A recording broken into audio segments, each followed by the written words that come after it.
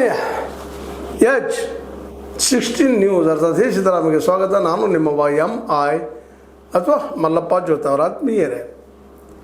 ಮಹೇಶ್ ಜೋಶಿ ನೀವು ಮರ್ತಿರ್ಬೋದು, ಯಾಕೆಂದರೆ ಸರ್ ಮನುಷ್ಯನ ಮರೋ ಸ್ವಭಾವ. ಇವರು ನಮ್ಮ ಕಸಾಪ ಕನ್ನಡ ಸಾಹಿತ್ಯ ಪರಿಷತ್ ಅಧ್ಯಕ್ಷರು ಇದ್ದರು. ಈಗ ಅವ್ರ ಮೇಲೆ ಸಾಕಷ್ಟು ಆರೋಪ ಬಂದಿದ್ದು ಏನು ಗೊತ್ತದ. ಆ ಆರೋಪಗಳೆಲ್ಲ ಸುಳ್ಳು ಅಂತೇಳಿ ಅವ್ರು ರದ್ದು ಮಾಡಬೇಕು, ಅಧ್ಯಕ್ಷ ಸ್ಥಾನದಿಂದ ಇಳಿಸ್ಬೇಕು ಅಂಥೇಳಿ ಸರ್ಕಾರ ಅಂತೆ ಅಧ್ಯಕ್ಷ ಸ್ಥಾನದಿಂದ ಇಳಿಸ್ತು, ಆಡಳಿತಾಧಿಕಾರಿ ನೇಮಿಸ್ತು, ಎಲ್ಲ ಆಯ್ತು. ಅದು ತೊಗೊಂಡು ಅವರು ಇಲ್ಲ ಅಲ್ಲಿ ಭ್ರಷ್ಟಾಚಾರ ನಡೆದಿಲ್ಲ, ಏನೂ ಆಗಿಲ್ಲ ಅಂತ ಹೇಳ್ಕೊಂಡು ಹೈಕೋರ್ಟಿಗೆ ಹೋದರು. ಹೈಕೋರ್ಟ್ನಲ್ಲಿ ಈ ವಿಚಾರಣೆ ನಡೀತಾ ಇದೆ. ಆ ಹೈಕೋರ್ಟಿಗೆ ಹೋದಾಗ ಸಹಜವಾಗಿ ಸರ್ಕಾರದ ಪರವಾಗಿ ಹೆಚ್ಚುವರಿ ಅಡ್ವೊಕೇಟ್ ಜನರಲ್ ಪ್ರತಿಮಾ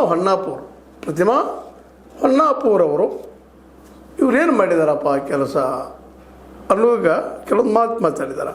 ಕನ್ನಡ ಸಾಹಿತ್ಯ ಪರಿಷತ್ತಿನಲ್ಲಿ ಹಣ ದುರುಪಯೋಗ ಮತ್ತು ಕರ್ತವ್ಯ ಲೋಪ ಎಸಗಲಾಗಿದೆ ಎಂಬ ಆರೋಪಗಳು ವಿಚಾರಣೆಯಲ್ಲಿ ಸಾಬೀತುಗೊಂಡಿರುವ ಕಾರಣ ಕಸಾಪ ಮಾಜಿ ಅಧ್ಯಕ್ಷ ಮಹೇಶ್ ಜೋಶಿ ಅವರ ಕಸಾಪದ ಆಜೀವ ಸದಸ್ಯತ್ವವನ್ನು ವಜಾಗೊಳಿಸಲಾಗಿದೆ ಅಂತೇಳಿ ರಾಜ್ಯ ಸರ್ಕಾರದ ಪರವಾಗಿ ಹೇಳಿದ್ದಾರೆ ಹೈಕೋರ್ಟ್ ಬಂದು.